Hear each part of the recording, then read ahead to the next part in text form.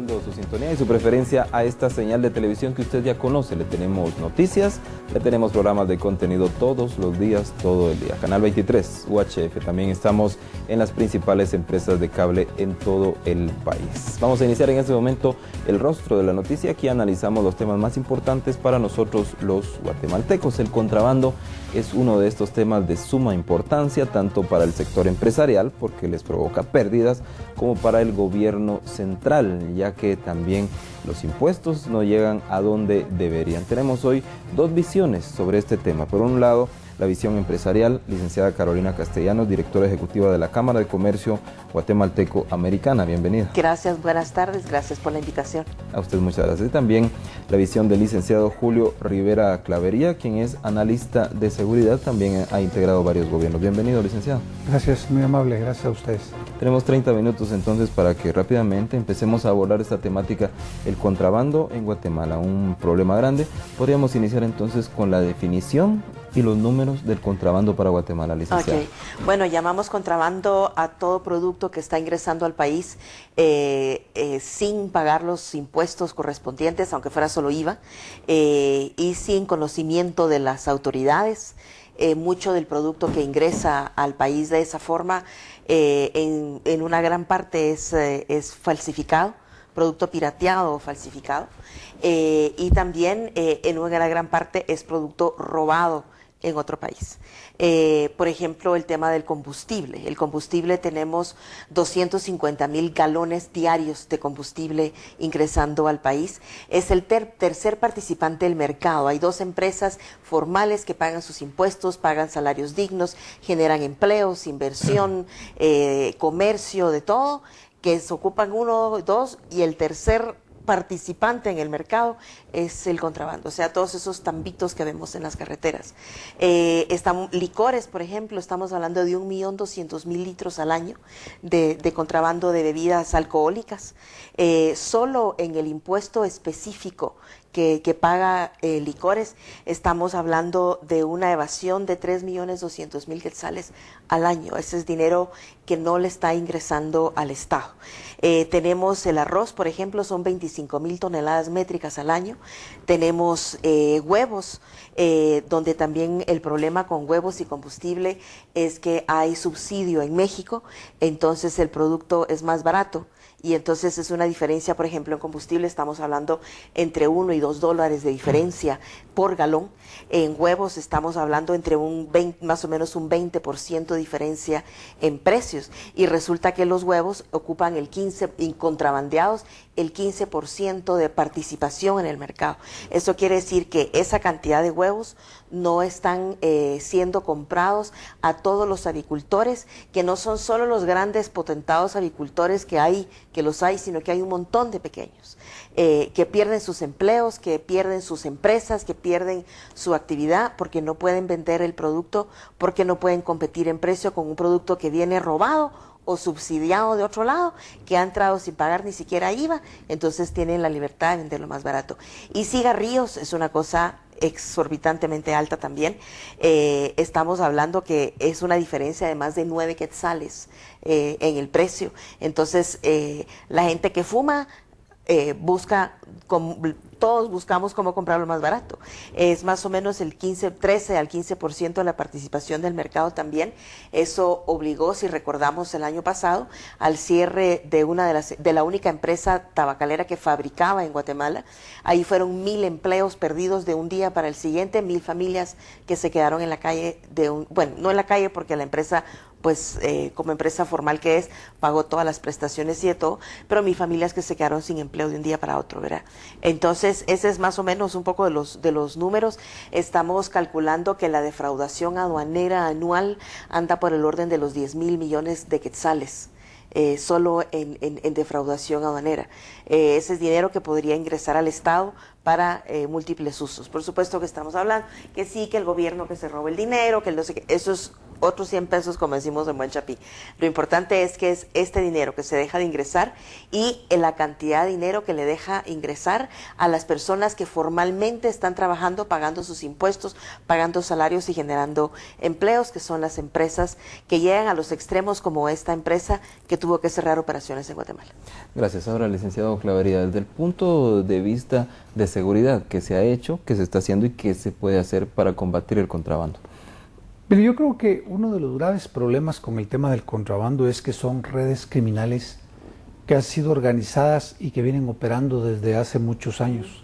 Por lo tanto, estas redes están incrustadas dentro de algunas organizaciones de gobierno, especialmente el tema de aduanas, inmigración. Por lo tanto, el contubernio entre todas este tipo de autoridades, tanto policiales, aduanales y de migración, ha hecho que efectivamente el tema del contrabando crezca de una manera exponencial en el país. Y hoy por hoy, como muy bien lo decía Carolina, efectivamente la defraudación al fisco anda por alrededor de los 10.000 millones de quetzales, que bien podrían emplearse para otros temas como salud, como hambre cero, etcétera. Yo no sé. Pero el tema acá es cómo resolver el problema. Una de las cosas que yo siempre he creído es que el tema de fondo está en aduanas, puertos y aeropuertos. ¿Sí? Aparte son los pasos ciegos, que pueden ser controlados, por donde también entra contrabando, pero que hoy, por ejemplo, con la Fuerza de Tarea Tecún-Humán que está funcionando en la parte fronteriza con México, esos niveles van a comenzar a bajar, en primer lugar. En segundo lugar, hay que habilitar legalmente esos puestos para que la gente pague sus impuestos, pero el grueso del contrabando entra por los puertos y entra por las aduanas.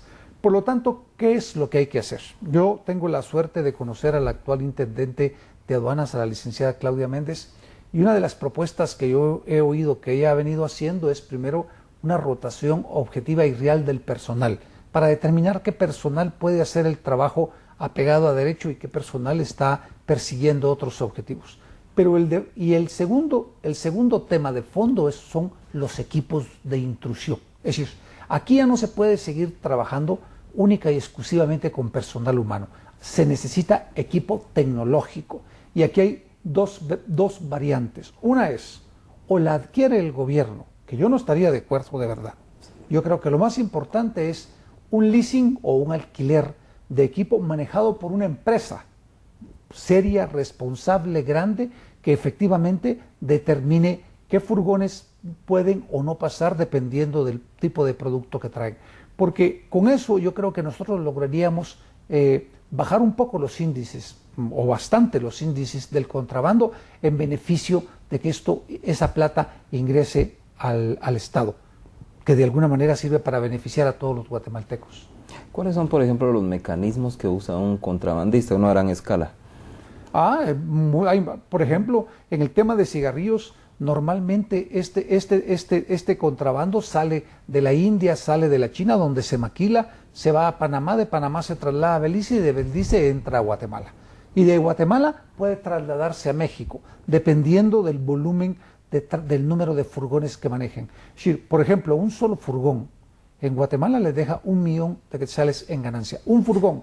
Por lo tanto, imagínense usted que entren un promedio de 10, 15 mensuales, se está hablando usted de 10 millones, 15 millones. Y hoy por hoy me explicaba una de las personas que se dedican al tema específico del contrabando, que él calcula que de los cigarrillos que se consumen en Guatemala, entre el 12 y el 15% son de contrabando. Por lo tanto, ese es dinero que no le llega al fisco. Y así le puedo poner otros ejemplos. Por ejemplo, el tema de las medicinas. Ese es un tema de salud, es un tema vital, porque ni siquiera los guatemaltecos sabemos lo que nos estamos tragando, en muchos casos, porque creemos que porque es un precio muy bajo en la medicina, nos va a solucionar un problema de dolencia física o alguna enfermedad. No es cierto, al contrario, estamos arriesgando la vida al estar tomando medicinas que pueden ser adulteradas, que no llenen los requisitos legales, que nunca hayan pasado por un laboratorio, sino simple y sencillamente son llenadas de manera artesanal y que efectivamente se venden en estos países. Por lo tanto, los guatemaltecos tenemos que tener cuidado con el tema de la salud. Eso es importantísimo. Y el otro, el tema agrícola, que decía Carolina. El problema es que no solo nos trasladan este tipo de productos porque son subsidiados en otro país, sino que también pueden traer enfermedades que van a afectar a toda la avicultura en Guatemala o van a afectar a los porcinos o a otro tipo de animales, afectando de hecho también a los propios guatemaltecos. Entonces, lo que tenemos que parar es esa cultura de aceptación de los guatemaltecos al contrabando. Lo que tenemos que decir es no al contrabando, sí a los productos guatemaltecos, y tenemos que comenzar a consumir lo que este país produce, que es de calidad, que es a buen precio y que sobre todo llena todos los requisitos, no solo legales, sino que todos los requisitos que salud exige para que efectivamente esos productos nosotros los podamos ingerir. Gracias, licenciada. Entonces, de parte del sector empresarial, ¿ustedes también qué han detectado? ¿Estos mecanismos de contrabando, los mecanismos para no pagar impuestos? Efectivamente, una buena parte ingresa por las aduanas autorizadas. Sí. Es una corrupción enraizada al extremo. Y con esta facilidad el asunto ha ido incrementando, porque no se le ha puesto como un alto. El tema de los rayos X que mencionaba y que se mencionaba hace un momento, el asunto de la inspección no intrusiva, que se llama. Entonces, por ejemplo, Puerto Quetzal está con el plan de poner los rayos X, dándolos a empresa privada que lo haga.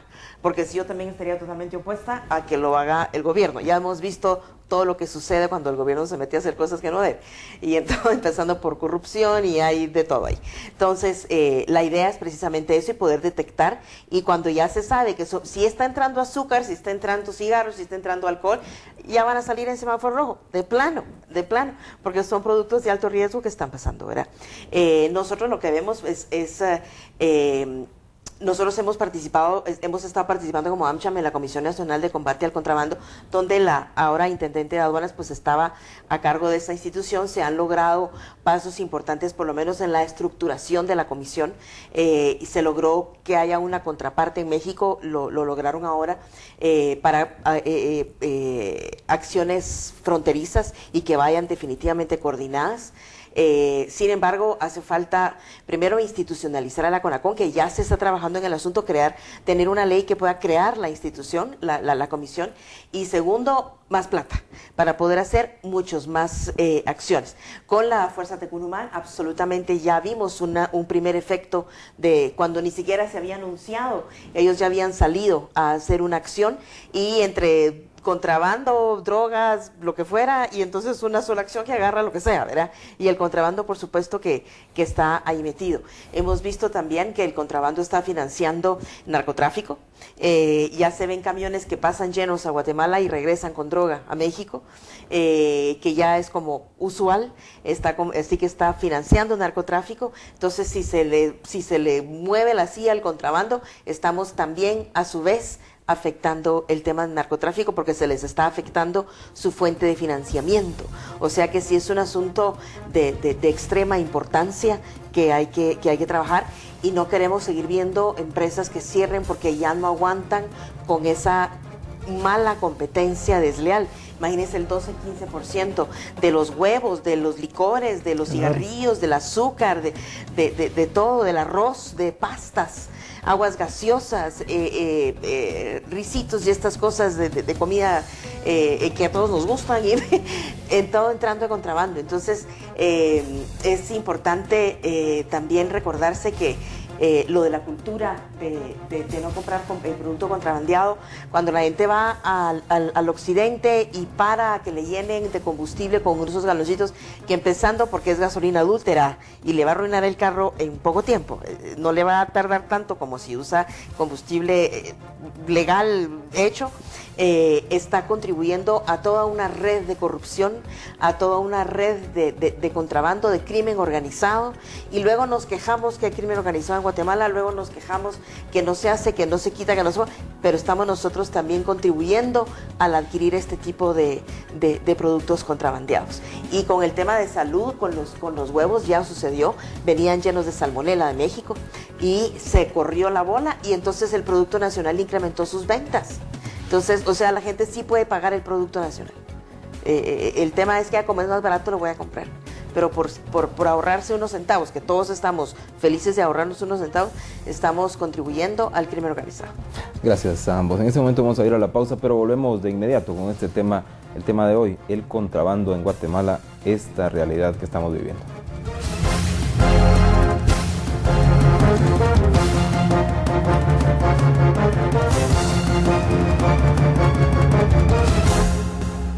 Continuamos entonces en el rostro de la noticia hablando sobre el contrabando, lo que está pasando, los números en Guatemala, pero también a continuación algunas de las propuestas. ¿Qué se puede hacer contra el contrabando? Tenemos a Carolina Castellanos, directora ejecutiva de la Cámara de Comercio Guatemalteco-Americana, y al licenciado Julio Rivera Clavería, quien es analista de seguridad. Vamos a ir con usted, licenciado. En algún momento pues se capturó a los integrantes de una red grande de contrabando, la red Moreno, por lo menos así se dijo en su momento. ¿Esto fue cierto y hasta estas alturas hay otros grandes evasores que hayan sido detenidos? No, mira, yo creo que tal vez aquí lo importante es determinar qué fue lo que sucedió en esa época, y lo que sucedió realmente es que Moreno era un peón de una estructura criminal, pero no era él el quien dirigía la estructura criminal. Por lo tanto, esa estructura criminal siguió operando. Lo único es que sin algunos de algunas de las piezas que eran vitales para que funcionara mejor aceitada. Pero desde luego creo que fue un gran paso. Creo que fue un gran paso que demostró que efectivamente si el trabajo de inteligencia y de investigación criminal se quiere hacer, da resultados positivos. Ahora, la realidad es otra. De 1986 para la fecha, las estructuras criminales se han venido incrementando y se han venido fortaleciendo ante la fragilidad y la debilidad de las instituciones en el Estado. Es una realidad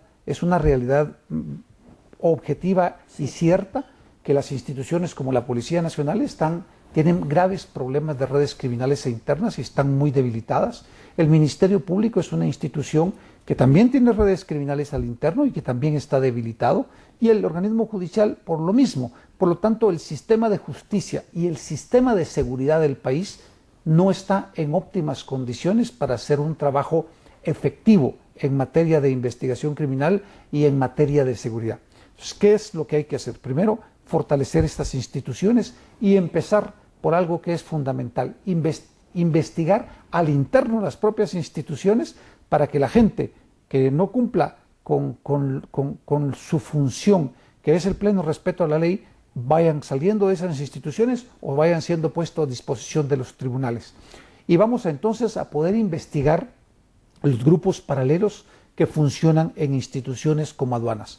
Lo que decía Carolina es cierto, son grupos, son redes criminales que se han venido fortaleciendo durante muchos años y que hoy no hay una, posiblemente hay 2 o 3 redes lo suficientemente grandes y fuertes para mantener controles en áreas específicas, Puerto Santo Tomás, Puerto Quetzal o Express Aéreo, o aduanas específicas como Tecún-Umán, como el Carmen, etcétera, que han sido las que tradicionalmente han sido rentables hablando de contrabando.